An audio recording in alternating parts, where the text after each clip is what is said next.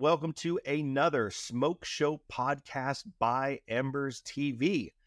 I, one of your hosts, Carlos Bradley, also known as Smoke and Vine on social media, joined by our other host, Jeremy Yoder, the mad scientist of barbecue. Jeremy, how are you doing today? I'm great. I'm getting a new smoker delivered today and get to play with fire. It's always a good day. I'm a little jealous that I'm not there because I would love to see you light up that thing for the first time. Yeah. I should, for posterity's sake, I should record that. But usually I cook on a pit for quite a bit before anybody sees any kind of footage of me cooking on it. Yeah, that would be that. It's like the unboxing videos. Those are big on YouTube. Those are people love unboxing videos, like unboxing a new offset. That could be a cool idea. Jeremy, we have a really awesome guest with us today. Someone that I have, recently met over the last few months and have grown to love and cherish and adore. And I think that you've known him a little bit longer than I have. And so if you would not mind introducing today's podcast guest. Yeah, our guest today is somebody I met at Windy City Smokeout. I believe it was 2 years ago. And I hadn't really heard of his company before. Or if I had heard of it, I hadn't really registered. But we got to hang out that weekend, and just a really fun guy. And he's doing his level best to convince me that rotisseries are the future of barbecue. They make the very best barbecue. I'm still reluctant, but I'm 100% willing to try. And so he's Mike Miller from M&M BBQ Company, and they do both big offsets that are beautiful, by the way, in terms of like how handsome a smoker can be. That's really kind of top notch there. And then they do the big time rotisseries that you may have seen at Goldie's and some other top barbecue restaurants. So in terms of presence among the very best barbecue cooks in the world, they have a strong showing. So they aren't in everybody's backyard yet, but I think it's probably a matter of time before things kind of trickle down from what people see the very best in Texas doing to the point where it reaches their backyard, because generally that's the way it works. And so Mike is usually busy building pits, but today he took some time out of his schedule to talk to us. So welcome, Mike. How are you? I'm doing great. Doing awesome. Thanks for that introduction, man. I love it. Makes me feel good. Carlos, I love you too, buddy. I love you too, buddy. Appreciate that. And I mean, Jeremy's not kidding. In like, I feel like every day there's a video of another rotisserie, a shiny, new, beautiful rotisserie going to one of the top, barbecue spots in the country. And it's really cool to see. And it's happening so much that I'm sure that it's, it's causing quite a stir in the barbecue community. And I'm excited that we get to talk a little bit about that today. Yeah, it's been really awesome. I mean, getting to work with some of these chefs, pit masters that we've been able to work with. It's been an honor, really, and having the trust of some of these guys, especially on the rotisserie side, that's never cooked on a rotisserie. That's said to me, hey, I'm trying this, just from what I've seen and what I'm hearing and from you, and for people to put that faith in me and Matt, it means a lot. It means a lot to me. And I care deeply for barbecue, especially Texas barbecue. I've been in this for a long time, and to just see how much it's exploded, especially this 5 years or so, and then just seeing it go all over the country, man. It's been a blessing. Yeah. Well, how did you get started in barbecue? It's not like they have pit building majors at universities or anything like that. I would imagine at 99.9% of trade schools, like building an offset smoker or building a rotisserie barbecue is not something that's part of the curriculum. So how'd you get into it? Yeah, so I got into it from my dad. My dad serviced rotisseries, worked on rotisseries, traveled all over the nation working on rotisseries, doing all that. So I was around it as an early kid. I mean, like there's pictures of me like 7 years old, around that stuff, around rotisseries, around barbecue, so it's kind of been ingrained in me. And, there's been many nights when I'm 12, 13 years old and we have a pit fired up, and it's cold here in Texas, and we're over here huddled up by the firebox, and that's kind of where, it's come from for me. And again, where the passions come from, for me is my dad seeing that and then getting to be able to do it myself. And then as I got older, it takes time to learn to work on these and do all that stuff. And then I started traveling the nation. I started doing service calls all over, and then and it's always been a passion of mine to build. It's always been something I really wanted to do. And so that's what we started doing. I was like, man, I can fix this, I can do this, I can improve on this, and that's one of the things, especially that me and Matt talk about all the time. We're innovators. We want to keep innovating and keep getting better and keep getting better. And right now we're in a beautiful time for barbecue, because we're almost having this new generation come in. You have the old school way of cooking barbecue, love it, beautiful, all these things, but we also have more of an open mindedness coming now.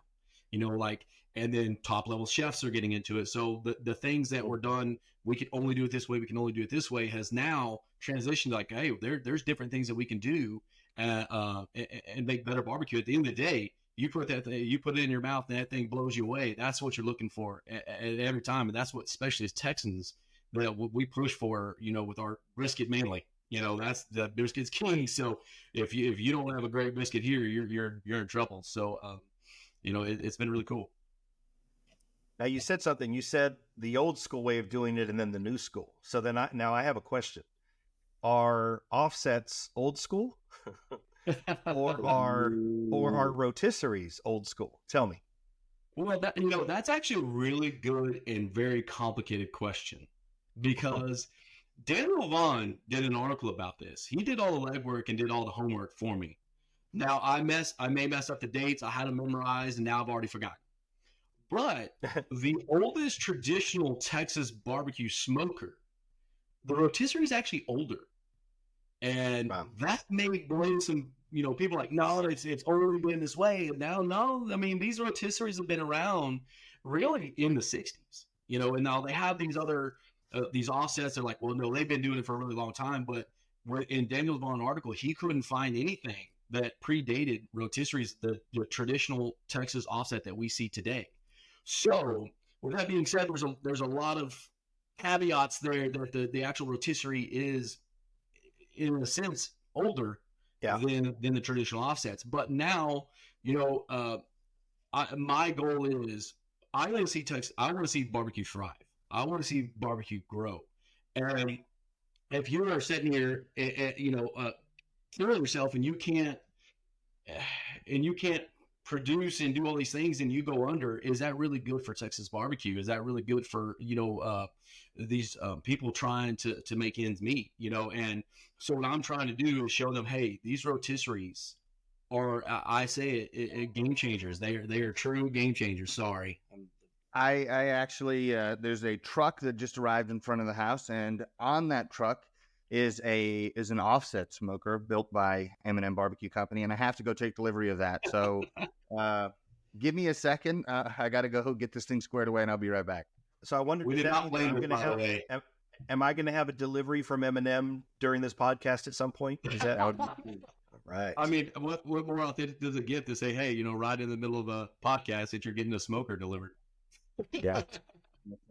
So I currently have in my backyard the TMG Volunteer. I have a Franklin pit, and then we're about to get the Goldie's pit. So I think we have to do like a head-to-head. My Workhorse 1975 is not here currently, but that'd be a good 4-way battle, but it would involve running 4 fires. But I was thinking, what if we do let's put 6 briskets on all of them. And say put 6 briskets on the Goldie's pit, you can fit 6 briskets on the Volunteer, and then we stack them 3 briskets high on the Franklin. They're see, they all fit 6.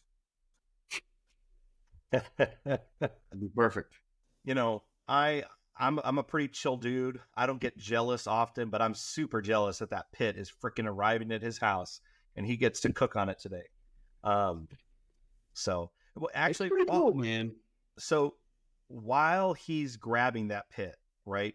Can you tell me a little bit about what's arriving to his house? Yeah, so he's getting the Goldie's designed. M&M built offset. So he's got the pipe on it. That's all designed by the Goldies and Johnny and crew. So he's getting it newly delivered. That is number 3 and 4 coming out of the shop. Well, number 3 coming out of the shop. I'm sorry. That's wild. How did this Goldie's backyard smoker project start? Yeah, so Johnny called me and was like, "Hey, I have an idea that I've been thinking of for years now," and he's like, "I really want to do it, and I love the quality of work that y'all do, and is it something that you would be interested in doing?" And I told him, and just like I've had other people come up to me and ask me, I'm like, "Give me a design, let me look at it, let me see what we can do, and then we'll go from there." So he sent me the design. It was sketched out on a little pad, all handwritten. Just it is really pretty much. So he sent it to me, and then we put it in our CAD, we put it in our system, and we looked at it, and I'm like, this doesn't look too crazy, because everything we do, even our offsets, we have so much fabrication into them, so much going on in those. I looked at it and I was like, this is something that I think we can do. Because our backyard line that we were going to launch is more of a complicated build. We hand roll that. We roll the firebox. We do all that. So we looked at it and was like, we can do this. And I'll tell you, when I saw it on the computer screen, I was like, I don't know. But when I saw it in metal and saw it in person, I was like, it's pretty rad looking. It's got this it's pretty cool looking. I mean, I remember the first time that, it was kind of introduced on social media, and just, it was shiny and new, and I wanted to lick it. It looked beautiful. And, it's definitely different, and it catches your eye. Yeah. And, I just keep saying it. I'm super jealous that Jeremy gets to cook on it today. So go ahead. Have you guys had one at the shop that you guys have been doing about it? Because I know that obviously they have one there at Goldie's, and I see, Johnny and his crew cooking on it all the time. Do you guys have one too at the shop that you guys have been, putting through the ringer and cooking a bunch of stuff on? Yeah. So we have one at the shop that we've cooked on here and stuff like that. I've actually brought it home right now. I was like, man, I'm digging this so much that I'm going to bring the shop one to the house for a little while. That's awesome. Teaching my wife to cook on it more and stuff like that. So we've been putting all kinds of stuff on it, all kinds, and it's been rolling. It's been good. The temp variation's really nice. I like the idea that, Johnny came up with bump stops, that where you got 20, 40, or 50, 25 and 75. He wanted to do that because he wanted to make it easy when he's doing his videos, or when, Jeremy's doing his mad science, when he's doing his, that it's easy for the audience to see how much, he's using the dampers. Because personally, when I'm cooking on them, I do use the damper. I hardly ever run mine wide open. Yeah, interesting. Yeah, one of the things I was talking with a friend about the other day is I have never cooked on like a real backyard offset. Yep. I have cooked on 500s and bigger. Yeah. My dad, my folks have a lake house up near Yosemite, and they have one of those cheap offsets that you get at any hardware store that costs like $200. Like it's a piece of crap. And yes. I've cooked tons of briskets on that. And it's funny because I feel like they're hard to use. Like they're not friendly. They're not forgiving. Temperatures are all over the place. But I mean, I've gotten in the groove. I've made ribs on them. I've done briskets on them, but I've never used a true backyard offset. Yeah. And a big part of that is because every square inch of my backyard that is available space is taken up by pellet smokers because I'm sponsored by a pellet smoker company. Right. I know. Yeah. Backyard though.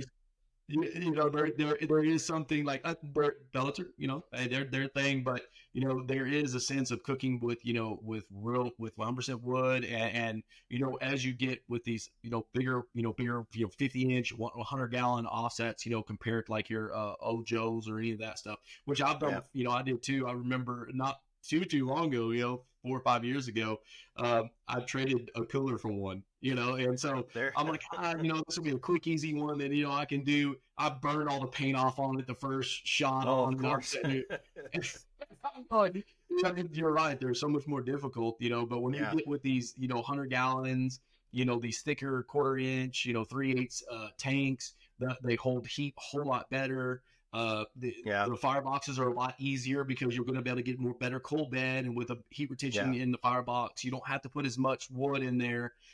You can put bigger splits in there, which also helps with fluctuation of temperatures and stuff. And then, so they do get tremendously easier from what you're kind of used to. So, like the Goldie's one I've been cooking on has been actually a treat. It's been pretty easy to cook on. Man. So those are already starting to roll out for the most part, or like they're just starting to roll out to orders. Have you guys been super happy with the kind of the response and the amount of orders and just, it seems like there's a lot of buzz around that Goldie's offset. Yeah. So they're just now rolling out. We haven't, we've only, he's getting, third one. So second or third one. So, so they're just now leaving. So we're about to see what the response really is really soon, That's awesome. Yeah. So it's cool. I think, same thing with our company, when we try to do things outside the box, a lot of people are like, how dare you? Don't you do that? No, you can't do that. And, that's not the way we do things. We always are like, well, we can push something better here. Because again, at the end of the day, we want to put out the baddest pits possible and and make it as badass, or sorry, I don't mean to cuss, make it as cool as possible for the customer. At the end of the day, what if the customer were to let's just say, maybe not even on the commercial side, on the backyard side, if they get an offset and they use it once or twice and they're like, I don't like this, that does nobody good for barbecue. You want them to go, man, I love this thing and I want to keep cooking on it. I want to keep doing this, man. They've made this, this, and this. I mean, that's why you see Traegers have blown up and all these other things. But we can make traditional offsets, even backyard ones, fun to cook on. Now, what I want a backyard rotisserie. Yeah. Now that's a whole different level. Those are fun. That is actually 99% of the time, if I'm cooking anything at the house, Christmases, holidays, anything like that, I cook on my backyard rotisserie. It is same thing I used earlier. It's a game changer. It is so cool. You're using real log. You're using the real thing, and the product that it puts out is phenomenal. When I win the lottery, you're the first call, and I'm ordering one. Yes, dude. I'll say that. I mean, it was funny. My wife, she's sending me, houses, and we live in California, the Bay Area, which is great, but it's just expensive as hell. And so she sends me houses that she sees in Frisco and Plano and, all over Texas area, Texas Hill Country and whatnot. And there's just so much space and there's so much room and their backyards are huge. And, we want a property with a little bit of land. And I think, it would be so badass to have almost a full size just rotisserie in your backyard. Yep. Especially for the amount of parties that we throw and all that kind of stuff. It'd be super cool. Which is great because we actually have we have 4 different ones. We have the backyard, then we have the 240, which is a step up from that, it's still nice to have in your backyard. It still can go in there. And then you have the one, the 1000, which that one will cook up to 60 briskets at a time. So that's when it gets into monster territory. Then you get into 2000, which goes 72 plus, it just gets even bigger than, it gets huge. So, but the 240 in the backyard, man, they're awesome to cook on. So, I don't know how much you can talk about this or how much you even want to talk about this, but it seems from social media, the majority of energy around what you guys are doing right now is kind of around the rotisserie. Would you say that's the biggest kind of book of business that you guys have right now, or is it still it's all over the place? Well, I will say yes. I will say rotisseries. We do sell significantly more rotisseries than we do offsets. Our offsets were still a year plus backed up because, again, we got ours NSF, ETL certified. We've changed the way that they flow. Again, we want to make sure that it's great on the customer, but rotisseries are definitely our major. It's a major jam for us. We roll on those, and the times are getting tough, and this is something that I'm going to be doing some YouTube videos and stuff like that. I'm going to be showing some really cool content, on them, and again, being I care for every person that buys a pit from us, and even ones that don't. I'll always help if somebody calls, asks for advice on different pits and all that stuff.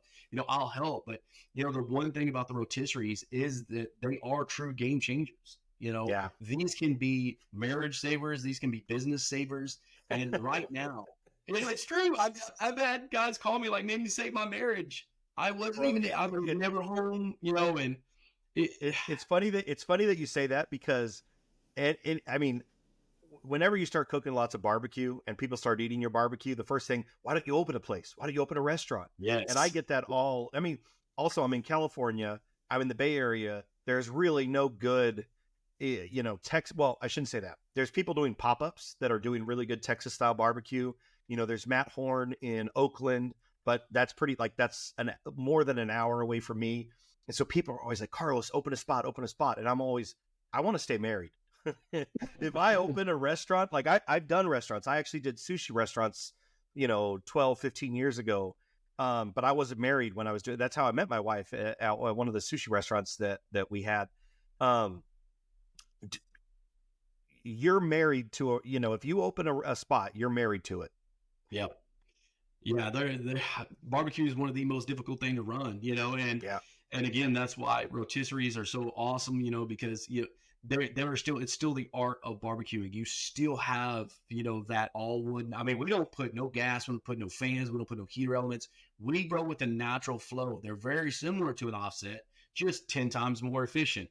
You save a ton of money if you have a place that's doing about $1 million in sales or so. It saves you $18,000, $20,000, $22,000, maybe even a bit more. Because we only did it as one of my customers actually crunched the number for me. He did all that for me because he's like, "I want you to have real numbers," and he did it at only 1 hour of saving a labor a day, which is it's way more than that now. And right now it's I won't say there's an attack, but it's very tough to be a small business right now, and it's extremely tough to be in the barbecue business. And this is something that you can put out amazing top number one, product. And still be able to maintain and still be able to actually make some money and still be able to provide for your community and stuff like that. I think I can probably say it on here now. I'll use Goldie's as an example. Rank number one, got a rotisserie, and he's like, this changed everything for me. Changed everything. And he told me, and they're making another concept. I'm going to go ahead and say it on here because I think it's going to be launched by then, and it's called Ribby. So what is it called? He told me it's called Ribbies. Okay. Yeah, I'll play off Ribbies. Yeah. And he told me, he's like, I would have never even thought about opening another location if it wasn't for that rotisserie. It's going to be a full rotisserie spot. There won't be any offsets at all. And he's like, it's allowed me to be able to expand and to be able to do more things and to be able to do that. And that's awesome. That's what it's all about. Spreading Texas barbecue, spreading barbecue. That's what it's about. And hearing these stories, almost everyone we sell, I'll get a phone call. Heritage. And he's like, "Man, it's the best barbecue I've ever, brisket I've ever cooked was on a rotisserie. Took me 2 or 3 weeks to learn it." He goes, "But after that, it's the best brisket. Big location, same thing." Yeah. So when people, are people calling you up, and is it like, it's not even a hard sale, it's just they call you and be like, "I need a rotisserie, I need it now"? Or do people call you up and they kind of still need to be convinced? My guess is people are seeing other restaurants that are doing it, and they're hearing firsthand how incredible these rotisseries are, and they're just calling you up and saying, like, "How soon can you get me one?" What does that look like right now? Yeah, I'd say most people still want to understand them more. So most of the time when they call, I have conversations with them. Usually I'll spend 30, 45 minutes on them talking, to them about them and all that stuff. Just kind of give them a breakdown of them. And then what's happening a lot lately, which is really cool, is we're having a lot of people fly out. And so they're flying out, they're hanging out for the day, they're cooking, and, or they're at least getting to see what we're doing and getting a good understanding, which I love. I love it when customers fly out, anytime they ask me like, hey man, do you mind? I'm like, I love it. Cause then you get to actually see what you're buying, which I really Yeah. like. Well, Jeremy, how'd the delivery go? It went very smoothly. Thank you to Joy. It was super helpful. We we got the thing. We took the straps off, got it on the lift gate, dropped it down, rolled it up the driveway. We are all set. Now I did tell her that you were a star, and to treat you with A+ service. Okay. Yeah. She's awesome. Maybe that's like she gave me her card. She's like, if you need anything, let me know. I was like, all right, well, thank you, Joy. She's great. We're going to start using her a lot. She's an entrepreneur too. She had one vehicle when she started delivering some of our stuff, and now I think she says she's got 3 or 4 drivers, brand new truck that she just pulled up in. I'm like, good for you, man. I love that. Yeah, love it. Right. Yeah, I agree. It's great to see people work hard and be rewarded for it. But I think a lot of people can't overcome like the natural jealousy you feel when you see other people succeeding. And I just noticed it in myself. Like I have that feeling, but it's like, what do I do with it? Do I let it grow and fester and become like, I hate that guy? Or, do I say, no, that's me being a moron, me being an idiot. It's unhelpful to anybody. So yeah, just treat the people the way I'd like to be treated. So like I had the same kind of thing, like Brad from Chud's Barbecue. When we first met, part of me was like, oh man, I got to crush this guy. But then I was like, no, he's a nice guy. I would want for him the same things I'd want for myself. So it's like, hey, Brad, how's it going? And then we film stuff together and, he's killing it. Good for him. He's worked really, really hard. So. Yeah, and you from the outside looking in, I build pits and y'all do content, do this stuff, and just seeing y'all work together, do this stuff that brings people up, and it does get saucy. It does people get really, I say in their feelings, but just because you're succeeding doesn't mean I can't succeed. We can succeed together. There's 200-300 million people in this country, and then that's just this country. We can all do really well, and we don't have to attack anybody. We don't have to do any of that stuff. We can all do really well. There's Matt. Go on, guys. What's going on? Doing Sorry to interrupt. I'm drawing parts. We got a lot of deliveries going out today, so it's been really hectic the last few weeks, months, year. It happens. But yeah, I agree with what you're saying. It's not a zero-sum game. Your success doesn't mean that you're robbing like the potential success I could have. It's not how it works. Or like other YouTubers, like people tend to talk trash. I know that YouTubers tend to talk trash about other YouTubers, and it's kind of easy, and you can feel kind of a sense of superiority in some way. Like a perfect example is like Guga Foods. Like lots of people love to talk trash about that guy, and it's like, well, what's he doing? This crazy stuff. Well, apart from like, I've met the guy, super nice guy, nothing bad to say about the guy, great guy. But completely apart from that, you might say, well, he's doing some wacky stuff, but he's like a YouTube genius. He knows what people want to see, and he delivers it for the people who want to see it. And so, yeah, you wouldn't serve most of that stuff in like a great restaurant, but that's not the point. The point is to entertain the audience, and he does that as well as anybody. So it's easy to sit back and be like, yeah, he's doing all kinds of stupid stuff. It's dumb. But really, it's like if you had come up with doing all that stupid stuff and you're taking all that cash and putting it in the bank, would you feel like, oh, well, you wouldn't serve this in a restaurant, so now I feel like a loser? No, you'd be like, I'm killing it. So just be happy for the guy and do your own thing, and don't worry about him. And this exact topic was what actually led me to design. I'm going to show you guys something real quick. It led me to design. Where are we? There are too many screens open. That's what's going on. It led me to design this. Okay. And for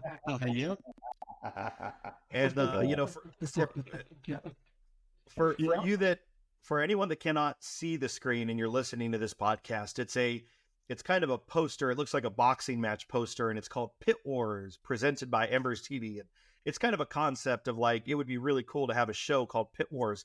But really, this was birthed because, like, I've noticed, I won't say anyone else. I've noticed that, like, some people are worse than like high school girls when it comes to like the bickering and the fighting in the pit community. And exactly like what Jeremy's saying is like, we should just be up like, hey, we see someone else that's successful. It doesn't mean that I can't be successful. I'm going to be happy for their success, because actually, if all of us are successful, it just elevates the industry. But, we designed this kind of having fun. And so this is a picture of, of Mike from M&M BBQ Company, and then Brandon from TMG Pits. And I showed this to several people, and they're like, I would watch that, I would watch that. Yeah, absolutely. It would be fun. And can I say something about that? So I think we could cut this if we don't want to include it, but I think kind of over the internet there was you could call it an internet dust up, between your two companies, like some, I guess, online disagreement. But the cool thing was, at that event, you guys acted like grown men, talked about it, shook hands, and kind of came to an understanding. And I feel like if a lot more people would do that, things would be just better in general in the barbecue space. And no need to, take shots over the internet. It's just, there might be legitimate grievances, but it's like, talk about it face-to-face, man-to-man. And I think that there, at least, you might still disagree, but there will at least be understanding there. It's like, all right, I get you. I still disagree with you. But that's fine. We don't have to go at each other. We can do our own thing and both pursue success, and I thought that was good to see. Yeah, I agree. I mean, 100%. That's one thing that what we want to do. Like my goals and Matt's goals are so lofty that our main thing is providing for the customer. Our main thing is putting the coolest, baddest pits, the functionality, all that stuff together. Like that's our number one thing, And last thing we want to be doing is kind of getting into it, with all these things, with all these people and stuff, and it's tough not to. It is tough, especially my personality. It's difficult for me too. But there's a bigger picture here. This is a barbecue community, and that's the way that we look at it. Is let's be cordial with each other. Let's be fun with each other. It's funny because the DMG guy, he goes, man, when you showed up, I didn't know if we're gonna get in a fight. He's like, everybody's kind of like. Jeremy, I remember when Mike rolls, because Brandon had been there for a while, right? He was there, I think, earlier the first day, and he was helping Chris do the cooking and get the briskets on and whatnot. And then Mike rolls up, and then I remember there was this like uneasy tension and whatnot. And like literally later that night, Mike's doing like body shots off of like Brandon's belly button, and like they're like best friends. I think every major group, especially like I think what Jeremy was saying perfectly, is it becomes so easy to do it over the internet, and you don't even know the person. You don't know how they are or any of these things, so it becomes very, very easy to just attack somebody without even knowing who they are as a person or any of that stuff, And it's like, and then when you actually meet them, that's why I don't really look at what people are saying online. I want to meet you. I want to see how you're doing. I want to look in your eye. I want in your eyes. I want to see how you are. Your personality. And once you do that, all these major problems that you thought you had, you look at each other and you're talking. You go, "Damn, that dude ain't such a bad guy." And shit, we could have a couple beers and a cigar, and everybody's happy. Yeah. What I think is Embers TV brought y'all together. I think for sure. Man, that weekend was so much fun, and like, dude, it's funny because people have been messaging me since that, right? And they're like, "Hey, when are you doing one of those Embers TV parties in Texas? When are you doing one of those Embers TV parties on the East Coast?" So we're gonna have to figure out real soon how to, because the people want it. How shocked were you guys when the Tannerite went off? Oh, Jesus Christ. Yeah. Yeah. The thing is, so Spencer is 50% Japanese, but like 100% redneck. He's like my people. And so I loved the kind of crazy stuff that he did. He's like, this is going to be awesome. Check it out. And I think I was the only person he told about the Tannerite. And he's like, you think it'll be all right? And I was like, I think it'll be fine. And so, yeah, I was waiting. And was it you that he told? I thought it would be. Was it you that he told some, like, don't tell Carlos or something like that? Correct. Yeah. He's like, he told me, and he's like, Carlos doesn't know. You think it'll be all right? I'm like, I'm sure it'll be fine. Where is it? He's like, by that tree. I'm like, yeah, we're good. We're good. That's funny. Marlon, look at your face, or I could tell you didn't know that it was coming. No.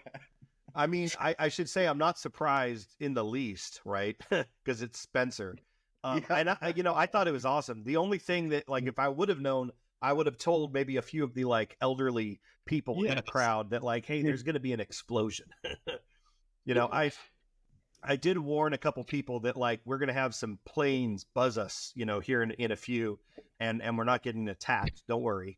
And so I did warn a few people with that, but no, I thought it was awesome. Like, it could have been a bigger explosion. That would have been fine. So Jeremy, when you were receiving the the delivery, we were talking a little bit about like offsets and like, just or not offsets, the rotisseries, and how, the interest right now is peaked, and like, it's right now it's kind of like the number one thing that they're getting calls on and they're getting orders of, or there's just all this interest. I would love to hear someone that is so close to and so kind of invested in this community of Texas style barbecue. I'd love to hear some of like your take on it, and like when are we going to get a big rotisserie in the backyard of Mad Scientist Barbecue? A big rotisserie. I don't know that I could even fit that back there right now. You've got room. I've been there. Well, it's amazing where we put those things. Yeah, that's what she said. Back there.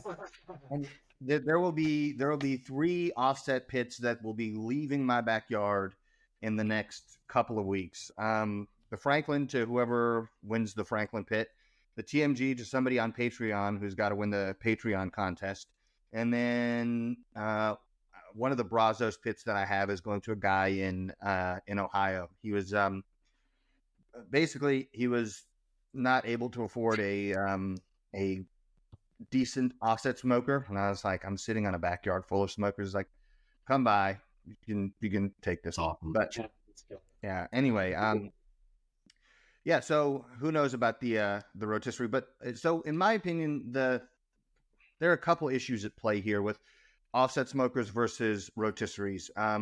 The first is the mental hurdle people have to get over, because for a lot of people, they're thinking rotisserie, they're thinking, oh, like Southern Pride, or they're thinking like Old Hickory type of thing. Is that the way it's working? And they're imagining something that's not, an all wood fire. It's got another heat source, and they also associate it with subpar barbecue that they've had at other places where they have, say, a Southern Pride. And so they're like, wait a second. If I go to a barbecue restaurant and I see offset smokers, I'm pretty darn sure I'm going to get good barbecue, because nobody does that to themselves for convenience. And so they associate offset smokers with good barbecue. That's the first thing. The second thing, they further associate offset smokers with kind of craft barbecue, I think in large part because when barbecue blew up in the United States, it was Aaron Franklin as the front man. He was like the Elvis for barbecue. So at the time people were watching stuff online, it's kind of like Elvis in the 1950s. There's television around the country and people see this young, handsome guy and he's like the star. Whereas if Elvis had come up during some other period of time, I think he would have been a star, but not that level of just like national prominence to where he couldn't walk down the street. I think the similar kind of thing happened with Aaron Franklin in barbecue. And so when Aaron Franklin would say a thing, it became gospel truth, right? So Aaron Franklin says, yeah, I want my briskets to be kind of like aerodynamic. Well, it's not taking a lift. It's not a wing on an airplane. But that became the word to describe how you trim briskets, aerodynamic. And he uses offset smokers. And he uses salt and pepper, debatably. But it became like salt and pepper was the thing. Butcher paper became the thing. It used to be these, everybody was imitating the competition barbecue guys and wrapping in foil. Well, Aaron Franklin wraps in butcher paper. Now it's butcher paper. And Aaron Franklin uses offset smokers. And so people associated kind of craft artisan barbecue with what Franklin was doing at his restaurant, producing great barbecue, and he's using offset smokers. And so in their minds, they're thinking, and was the exact same way, and still kind of the same way, thinking if I want to make the best barbecue possible, I need an offset smoker. And so it has kind of taken its place in the zeitgeist as like the way to do the best barbecue possible. And then they associate convenience with subpar barbecue. So pellet grill, it's like, well, it's super convenient, but is it the same? No. I mean, there are some that are better and some that are worse, and you can make good barbecue, but it's not that same rich, robust smoke flavor and fat render that you get with an offset smoker. And so those are all things that are kind of just out there in the broader consciousness among the barbecue community. And so they look at a rotisserie and they think, you know what, this is not what I want to do.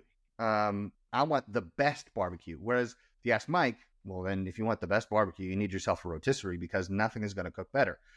That for me remains to be seen. I want to cook on one, but one thing we can use as a proxy is what the top barbecue restaurants are doing, because for them, food is king, and they're going to go after whatever cooks the very best food.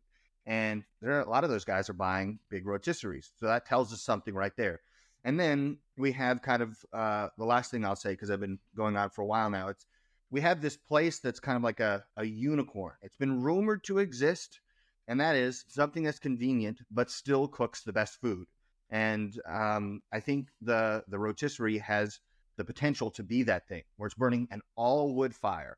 The rotisserie manages temperature and airflow for you, but there's no gas, there's no propane, there's no electricity that's heating the food inside the cook chamber.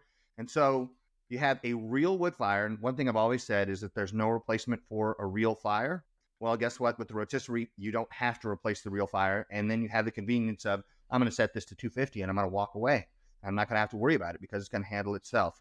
And so my thought is that the rotisserie has the potential to be that unicorn, like the crazy convenience of setting a temperature and walking away, but with all of that smoke flavor and quality barbecue that you can make with a real fire. So I haven't cooked on one.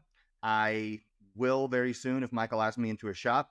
But yeah, that's kind of my thought. It could be, the new thing, the offset smoker killer, I think, which breaks my heart to say that it's even possible. But it has the potential to be something really special where somebody without a ton of experience and a ton of hours, like thousands of hours running an offset smoker, can go out and make absolutely killer barbecue on par with what they're getting at the best barbecue restaurants in Texas. So the potential is there. I need to cook on one. I'll report back my, honest thoughts. But I have to say that my bias going in is I like offset smokers. There's kind of a romance and a mystique to, like, you have this big tube and you build a fire in it and you're like, you're the one doing it. So I think it's an exciting possibility and kind of a callback to the origins of Texas barbecue restaurants, because those rotisseries were present from the beginning, and we associate now Texas barbecue with whatever Aaron Franklin did is Texas barbecue. And major respect to that guy. I mean, he killed it with his restaurant. He became a star for good reason. But I think it's time to start thinking independently and trying out new things and just going with whatever works best. And that's the end of my rant. Yeah, that, it's perfect. And I agree with, with Eric, what you said about Aaron Frank, all that stuff. And, he has monumentally shifted, putting barbecue into the limelight, because I've been around before he came along and really made it so mega popular, and I mean, me and Tim Hutchins talk about all the time, like barbecue back, when we were younger, we wasn't sexy. We were dirty, grimy, doing all these things, and no one, really cared or any of that stuff. And now it's become really, huge, worldwide. And a lot of it does stem from him, so I really have to give thanks for what he's done for the barbecue community. With that being said, some of the things, like you said, I'm still having to deal with some of the misconceptions of that, which, I'm very thankful. But, one of the things is rotisseries are rib machines, and they don't cook briskets that well. Well, no, they're actually insane brisket machines. In my opinion, they're just as good, if not better. because again, you're getting these things getting spritzed pretty much on a constant basis. You're getting a higher yield content. You're getting 5-7% higher yield in your briskets, and the bark accumulation is insane on them. That's another mistake. Oh, you really can't get a lot of bark on them. No, that's not true at all. These things will bark up like you wouldn't believe on a rotisserie. And I have pictures and pictures and people to prove it. Hutchins is a really good example. That's all they've cooked on. They have 9 at one location, I think 8 at another. They only cooked on those. They've made top 50 3 times in a row. That's 12 years that they've made top 50, and that's all they cooked on the rotisseries. And you'll get there and you'll get their brisket and you're like, oh my God. They have some of the best brisket in the nation, I'll say, and that's all just from a rotisserie. But, so from that, that being said, I still have to deal, with this and I'm like, just trust me, it'll cook them really good. You just have to trust me, get acclimated and stuff. And, same thing again. I keep using Danny as a really prime example because he's never cooked on one, never did that. Miller's, same thing, where, they're just like, I'm just not so sure that I can do this stuff. And then after Miller's picked up really quick, and then I think Danny told me it took about 2-3 weeks of cooking. And he's like, it's insane. He's like, for me trying to replicate what I'm doing on an offset, it's taking twice as long, way more wood. And he goes, it's still nose to nose, the rotisserie is nosing out on. And he was super happy, and it just took him a little bit of time to acclimate from one from the other. And that's, so each time I talk to anybody, especially when it comes to briskets or any of that stuff, they're monsters. They're monsters. So when people come out to the shop and they want to use one for the first time because they're thinking about buying one, what is it that they cook? What do they do? What do you have them do? You guys throw briskets on? Do you guys do something simpler like ribs? What do you guys do? Whatever they want. Whatever they want to do. It just depends on what they feel like cooking or what's really desired for them. We have people that ship in their own meat, so they can keep it as close to constant as possible. Not a bad idea. Yeah. I have a question for you, Mike. This is something that I've been thinking about for a long time and something I just can't explain. So on the channel, whenever I understand the science behind a process and can explain it, I will. I'll say, this is what's happening here. When I don't know, I don't pretend to understand scientifically what's going on, because to me, that's 100 times worse than saying, you know what, I don't know what's happening, But for me, in my personal experience, I've noticed that with offset smokers, the more full you pack them with meat, the better they cook.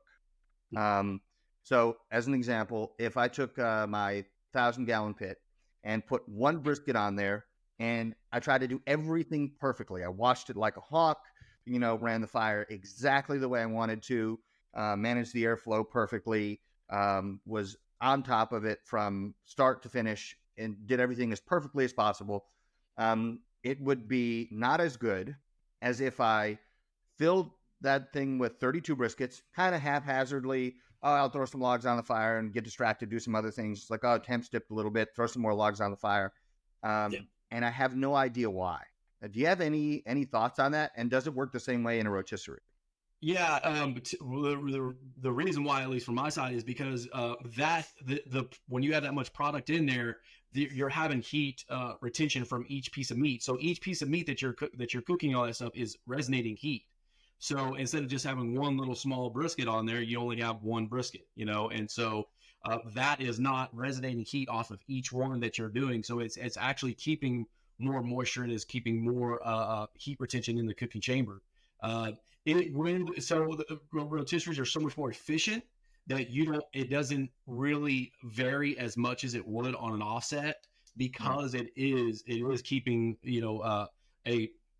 let's just say you cook it 200 or 220, it's keeping it the exact same, but you also, even then, you're still going to have that meat no matter what, or the proteins, especially if you're doing briskets, you're still going to have that in there. Now, so if I have a customer that's trying to cook, and actually I just had this happen at Tropical out in Florida, and he was like, okay, well, I'm getting it going, I'm starting it, I'm doing my break-in process and all this stuff, and he's only cooking like 1 or 2 of them, and he's like, it's not lasting as long as we thought we were going to be able to do. And I'm like, well, when you pack that thing in there, and you really get this thing going, you are going to have heat retention coming off of the meat itself. So a full pit is going to cook, especially on an offset, because those things vary so much more.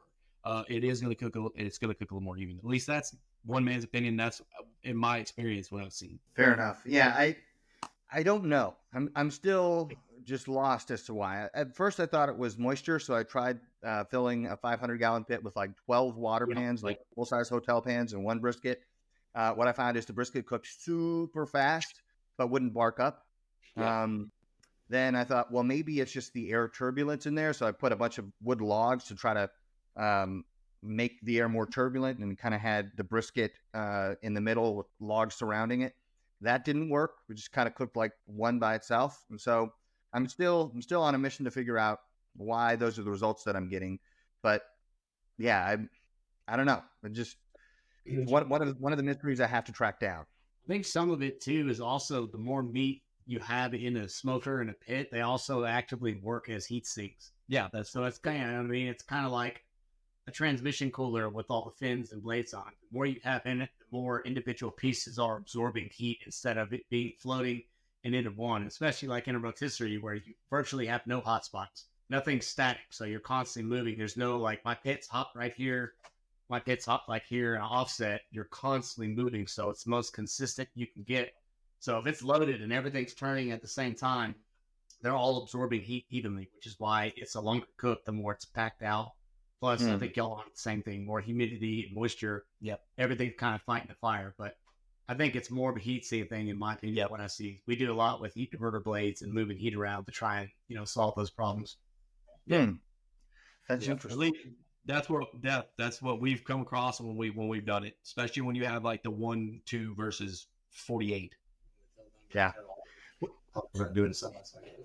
Yeah. Say, I mean, we can. Some things are just barbecue magic, Jeremy. Yeah. So we touched on this. You know, we were gonna wait, but we're gonna go. I guess we'll go ahead and say it. Stuart, we might as well get out there. We're going to be doing a side-by-side 100% comparison with a rotisserie sitting there and 1,000-gallon set side by side, and we're gonna the science part of it. Yeah. So we're going to show when is this happening, and am I invited? Let's go. Let's do it. We got the 1,000-gallon here and the rotisserie, and we have them ready. All right. Can I come out and film it? Yeah. That's a real question. So here's the other reason. The other reason we're kind of wanting to do it. We just spurred this up the other day. I think when we talking about calling it like M&M BBQ Company, do a video and calling it food for thought, because there's like a looming recession, you know, in the wings. A lot of people talking about overhead. One of our biggest selling points in the world is that we're the most efficient cooker on planet. It's still only wood. It's wood, no heating elements. But as we do the side by side, we're going to stack and match each wood and make a pile of wood behind offset and behind a rotisserie, and let people actively see how much money you're going to save if you're having trouble with overhead and labor and efficiency. That this investment is well worth it. And at the end of it, the goal is to show you can still make the same product or a better product. Yep. And we're going to do a side-by-side test on the meat itself. So we're going to pull them out. We're going to do that. Obviously, the rotisserie is going to cook. All right. So, all right. Yeah. All right. So serious questions. When can we fly out and film this? Yes. Yeah. Whenever. Just schedule a weekend. I know October is absolutely insane here. Yeah. Every weekend in October. Every single weekend is booked. Yeah. But we want to do it as soon as possible. It's fast. So the more production help and people we have in, the better it's going to be. So for everyone. Yeah. Because we want to get it out there. And it's so crazy. We talked about, it was yesterday, wasn't it? They were talking about doing this, you know, so because when we want to do it, we're going to be as transparent as possible on anything we do. You know, like that's why we started showing everybody our firebox on our offsets. So we'll show you everything. Let's get it out there. Let's show everybody what we're doing. I already know the title of the video that will not ruffle any feathers at all. So the ultimate smoker test from the best pit builder in Texas. What do you think? That's what we get. Oh my God. That's not going to piss anyone off. Yeah. Never in my life would I have thought a simple, just title was going to create such a controversy. I would have never thought of anything. Well, I probably need to all record off. Yeah, that ruffled some feathers. Man, I would have. If that would have been anything good for I would be like, all right, cool, badass. I don't know, man. Yeah, let's do it. Yeah. I don't. right, I don't so think in he our- knew that it would create a firestorm. I had talked to him just before he went down there, and I think his mindset was, I want to feature what these guys are doing. I think it's really awesome. But what he didn't intend was, I want to piss off everybody who's a fan of another company, which is kind of what happened. It definitely, man, it ruffled. I wasn't. I mean, obviously, we weren't expecting that. We didn't. We just want to show what we do. We love what we do, and that was our main thing. We weren't trying to, we weren't trying to say, well, we're the best at this. We're the best at this. The only thing we're trying to do is just put out, again, the best pit that we can put out there, the best things that we can keep doing. That is our goal. Our goal. And the funny thing is it wasn't like you were on the video saying, hey, by the way, I'm Mike, M&M BBQ, we're the best, pit builders. That wasn't the thing. It was the title that someone chose because they're like, hey, this is going to be a great title for the video. Sure. And someone else said it about you, and oh my God. Yeah. World War III. It was. We got it. We're not telling you the truth. I will tell you the truth. I got more love and more text from people that I had expected, that were just like, man, you keep doing you keep grinding. Don't worry about what these guys are saying. Don't let it affect you. Y'all just keep doing what you're doing. You're true to it. Just, because it was never meant to make anybody angry. And the fact that it did still kind of boggles me, but it is what it is, But I got a lot of text messages off that. Good ones. No bad ones besides. I even sent Mike a dick pic and just to cheer him up. He did. So It made me feel great, though. I'm not lying. So we're gonna for sure, me, you, and Jeremy, in our group text, we'll start talking about some dates, and I love the idea of the sooner the better. We're doing with Embers TV, we have kind of a ridiculous amount of filming between now and mid-November. The first 2 weeks of November, we're going to be in Argentina for probably one of the most epic Argentina trips ever. We're going into Argentina. We're going into Mendoza, which is the wine region. We're going all the way into Patagonia. We're going to be doing a bunch of open fire cooking in the mountains of Patagonia, and then the ocean, area. It's going to be a pretty wild trip. That sounds awesome. Hell yeah. Yeah, but Jeremy, you going? Find somehow to. So me going involves me canceling an elk hunting trip that I've been planning since I was in the mountains in Colorado last year, which I'm very reluctant to do, but I think it's necessary. So the show must go on. Maybe we'll find something to hunt in Argentina, but no. Yeah. So actually, there will be some hunting in Argentina so there's 2 areas of Patagonia that we're hunting. There's 2 areas of Patagonia that we're going to. One area is called Bariloche, which is like the Lake Tahoe of Patagonia. It's way up high in the mountains, lots of lakes, obviously. And there is a big hunting ranch. And that's where Al sent the pictures of where he did the hunting last time. And so that is right where we're going to be. Nice. And so I think Al has already arranged it where there will be some hunting. Nice. Perfect. Yes, sir. And get to do in Argentina. I know. Yeah, that's all. Bucket list. Yeah, for real.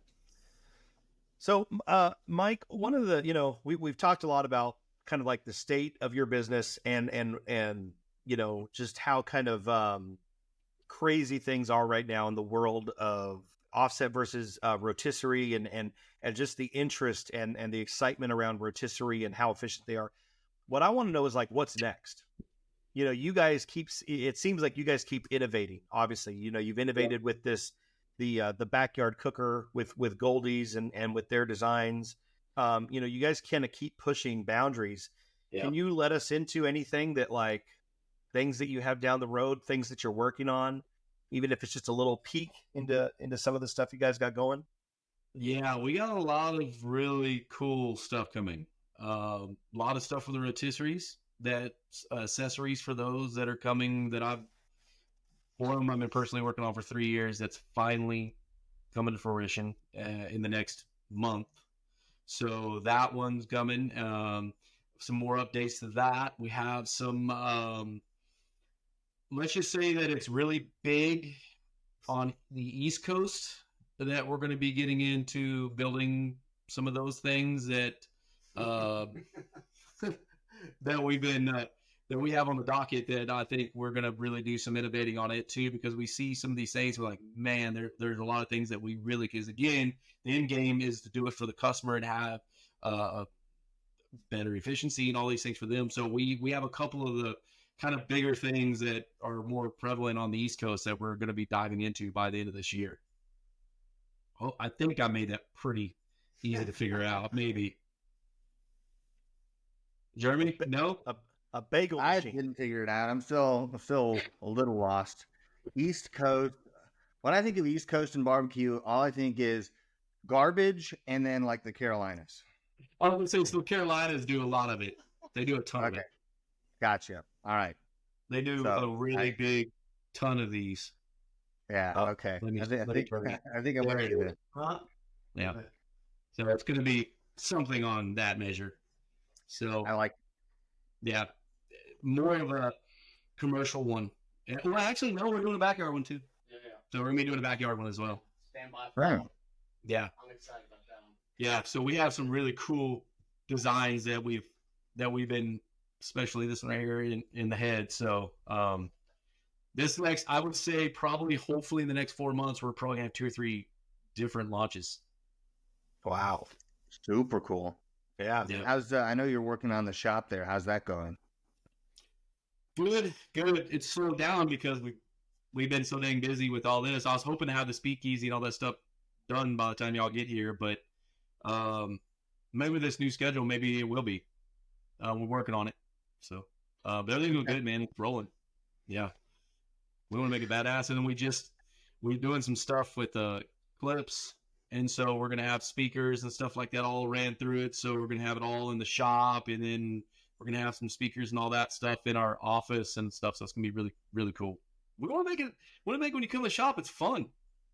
Heck yeah. Yeah, for sure. And I have a question that you can choose not to answer, but I'm just kind of for my own curiosity's sake, wanting to know. So, just subjectively, I've noticed, 2 years ago, it seemed like money was free flowing, and people were buying all kinds of stuff: new cars, new smokers, new houses, everything. And it seems like the music hasn't completely stopped yet, but it seems like it's really slowed down. Yeah. Have you noticed any people who placed orders during like kind of the frenzy of like money flying everywhere, who've now canceled the order, or they say, I can't pay the remaining balance or anything like that? You don't have to tell us if it's too close to how you operate your business, but for me, I'm curious because my thought is, I bet that's happening. I don't know if it's happening everywhere. I've heard that it's happening in some places, but I just don't know what the broader economy is doing to affect sales of smokers. Yeah, so for us personally, it really hasn't affected very much at all.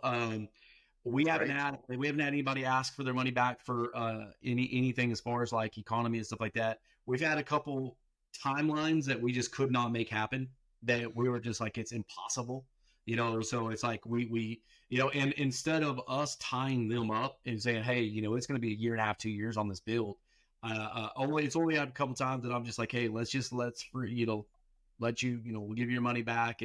But that's very, very, very rare. We haven't had anybody cancel due to payment or any of that stuff, because the economy. Now, again, that's why, not to keep talking about the same thing over and over, that's why the importance of rotisseries, because it's so hard right now and everybody's getting so strapped right now. These things are the game changer to where you're going to be able to keep your costs down. You're going to be able to keep providing these things. Again, if you go under, what good does it do for anybody? So the rotisseries are still picking up. They're still doing really awesome. We're still really booked on those, so And that's the reason why we want to start showing what they do, but so far so good. And in fact, I mean, we're still pushing just as hard today as it was a year ago, 2 years ago. We have not let up at all. That's awesome. So what is why we about Emily? No, exact question is why we started discussing the rotisserie versus offset is to already get the ball rolling on how much we can help our customers and restaurants and people we work with, reduce overhead and labor and costs, if things tighten up a little bit. Because if we learned anything through the pandemic, barbecue in culinary world is incredibly creative. Yeah. They shut the entire world down, and almost every client we work with went up. Yeah, it was amazing. Yeah. Most amazing thing I've seen. Really, really creative group of people. So, yeah, that's good to hear. But the initial investment on the rotisseries is not negligible. So, for the people who are listening at home, how much does one of those huge industrial rotisseries cost? Like just the initial cost to purchase the thing. Yeah. So the MM 2000 is by far we sell 10-1 of those. Those are our big ones. Those are around 42,000. The MM 1000 is around 38,000, or they're about 38,000 for those. Yeah. And then you may be able to clear something up from internet rumors. Mm-hmm. So your rotisseries have started showing up in top barbecue restaurants in Texas. Yep. It's been said online, and we know that everything that's said online is true, but it's been said online that they didn't pay for them. You just gave them to those top restaurants. Is there any truth to that? Yeah, so that's the one I can tell you. Nothing has bothered me at all. Nothing online has bothered me, not one bit. But the one thing that did bother me was that, because we have never once given a rotisserie away, ever. And what that does is when somebody says something like that, it takes away from us and it takes away from the customer. Because these guys have paid a lot of money for these pits, and to sit there and go, well, no, these guys got this for free. That they did this for free. It puts a bad taste even in their mouth, because they're going, wait a second, I just spent $38,000 on this, and this guy is saying I'm getting it for free. And the best thing is we have proof. We can show every single person that has purchased a rotisserie from us has paid. From number one Burley's, Burnt Bean, all those guys, every single Mocason, all these guys have paid. So that was the only one that I didn't like, and then I was like, listen, I sent something to him like, you can't say that because that is 100% not the truth, and that takes away from everybody involved. Sure. These guys are loving their pits. They're getting them for a reason. There's a reason why every single one of them, we have James Beard winners, Michelin ranked, Andrew from Moose Craft, Heritage in California, we have Kevin Bledsoe just winning James Beard, and every single one of these guys that get these pits are like, dude, I'm M&M. I'm replacing my stuff and I'm getting M&M. There's a reason for that, and I can't keep building all the things I'm building if I'm giving pits away for free. That's impossible. That especially when you see how much we're building here and what we're doing, because everything we do, we're putting back into the building before. And I also want to say this too. I have never gotten. We have no backers. We have nobody. It is literally from hard work every day, traveling all over the country, working all these hours to be able to do what we're doing. Not a single person behind us. So it's not like we have an endless supply of money to be able to just give away pits. That's not anything we've ever done. So I thank you for asking that, because I really want to dispel that now. Not a single one ever. Sure. And another thing I'd like to say, even if it were true that you were giving these pits to the top barbecue restaurants, that would be, in my head, like a smart marketing move. Yeah. Even if that were true, which it's not, the question people should be asking themselves is, would any of these top barbecue restaurants sacrifice the quality of their food to cook on a free pit if it weren't, a top quality barbecue producing item? They wouldn't, because their reputation is staked on producing the best food possible. And so even if they got it for free, which they did not, if they're using it, that tells you that they believe in it and that they're not going to be cutting any corners when it comes to producing the best food they can, because that's the currency in which they trade, is their reputation. And if the food quality suffers, so does the reputation, so does the revenue. And yeah, so I'm glad you cleared the air on that.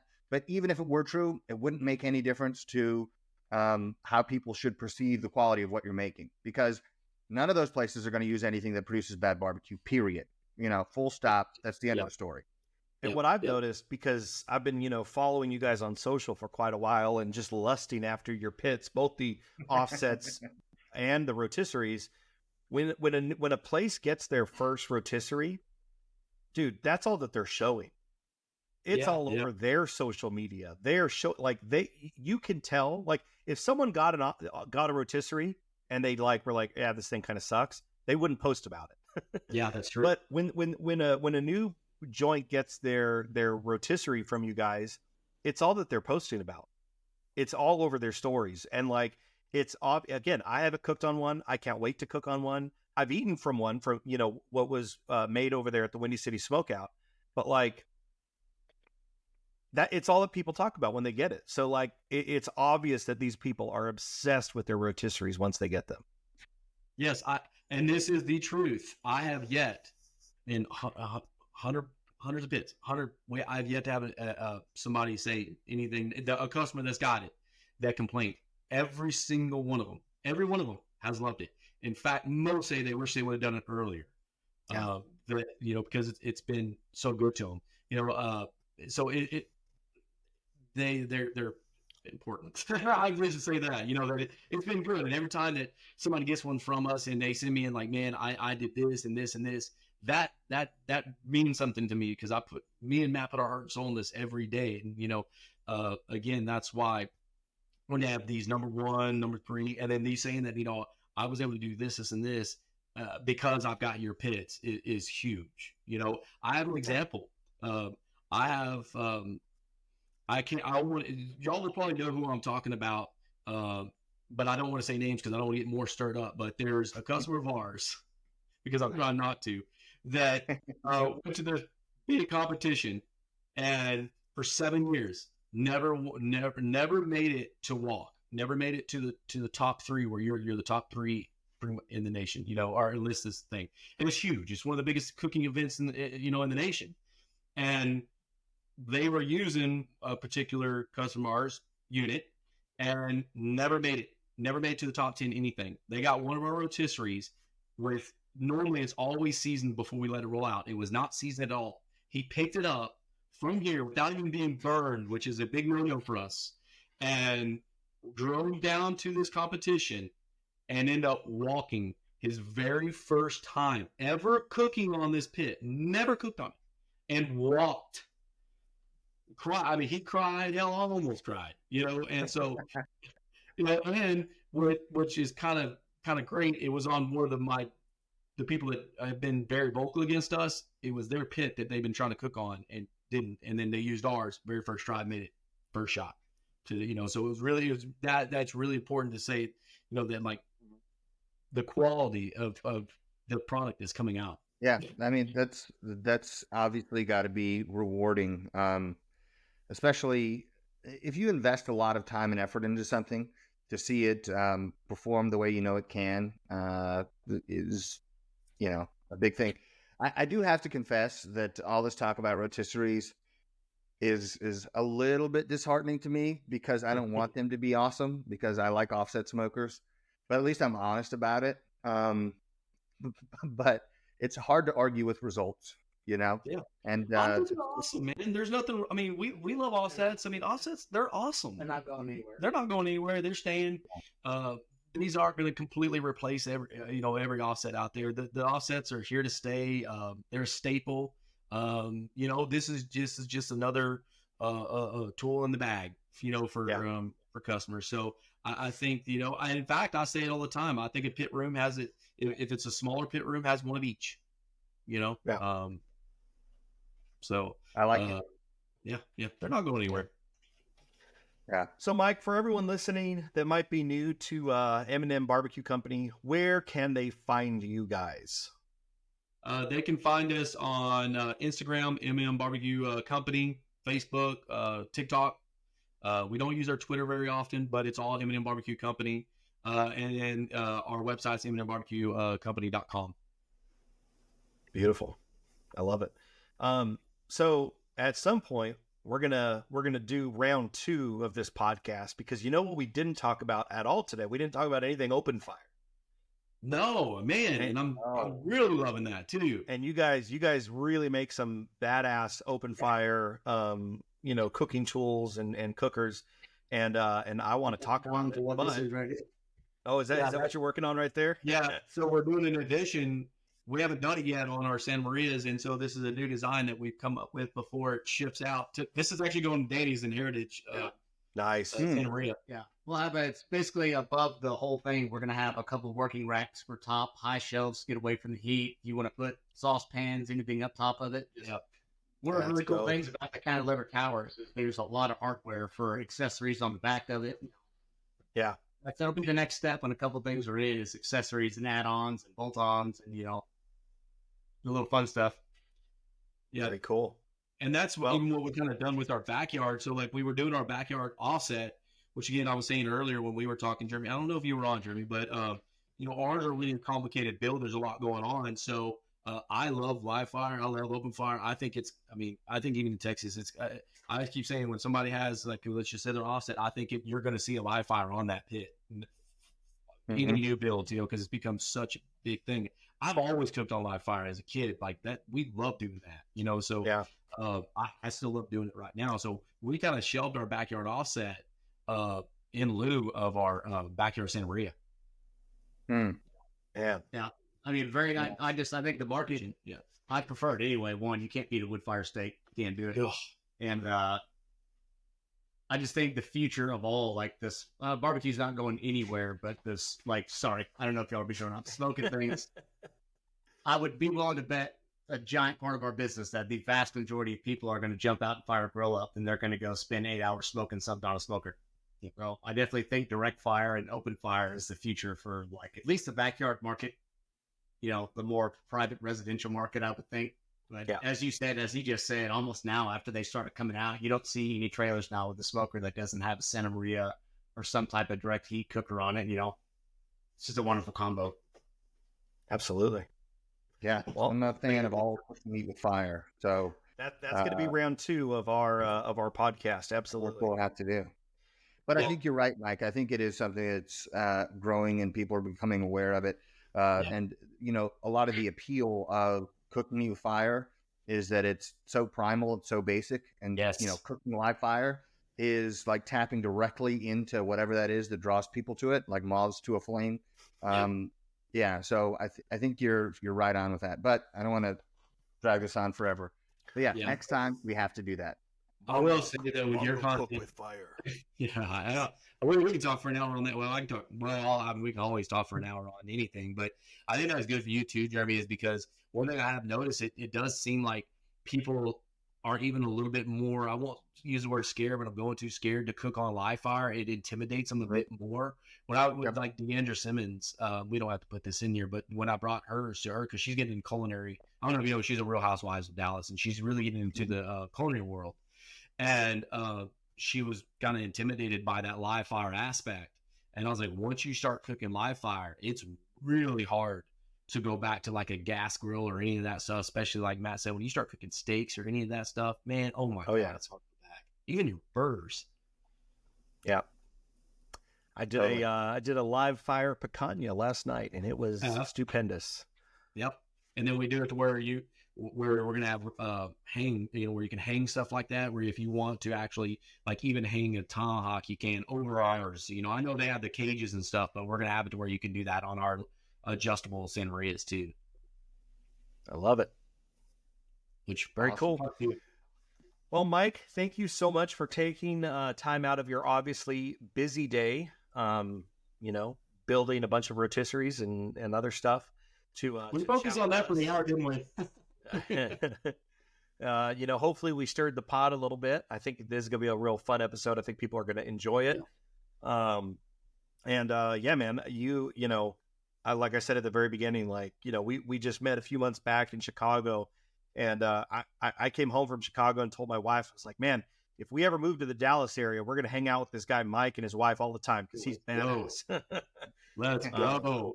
Yeah, man. So I'm not sure if that'll ever happen. You know, when you're in California, it's very hard to leave, especially when your whole family's here and whatnot. But Yeah. Enough again, people figured it out. I'll tell you that. Say that again. Said enough people figured it out. How to leave? Yeah. Yes. I remember when I left, I was, you know how difficult it was to find moving trucks. They were like coming into California. It was like almost free. Trying to get one out of California was super expensive because everybody was leaving. Yeah. Yep. Yeah, they want to charge, right? Weren't they trying to pass some bills where if you leave, you have to pay a tax or something? I heard about that, but my income wouldn't have mattered. You know, it's like, okay, sure. You're gonna tax all the millionaires who leave. Well, fine by me. See you guys later. I'm moving to Kentucky. Yeah. But man, I like Texas, and it's my heart and near, but it's hot. It's hot. That's one thing I've heard most Californians complain about when they get here. They love it, but a lot are like, man, the heat. You know, it's unbearable. But yeah, I lived in Houston for 8 years, and so it was hot and it was swampy. Yep. That was not that gross. bad. Yeah, I wish the lake was up because when y'all come visit, we could get on the lake and all that stuff. But we've had such a drought here; it's low. Yeah, it's okay. Sometime in the future. Yep. We'll get in there. We'll splash around. So, again, thank you so much, Mike, for taking the time, and Matt as well. Thank you. Sorry, I'm in and out of the shop. No, man, you're good. You're good. Means the world that you guys would come on and chit chat with us. And then again, to everyone that listened, thank you so much. If you have not already subscribed to this podcast, what the hell are you doing with your life? Go subscribe. It's available wherever you get your podcasts. And also, if you have not already signed up for and subscribed to Embers TV, do it now. You can use the code podcast to get a deal on your first year of Embers TV, and it would mean the world to us. We have some really exciting things coming up in the near future. So I think this is it. Thank you all for tuning in, and we will catch you next time. Sign up now. Sign up now.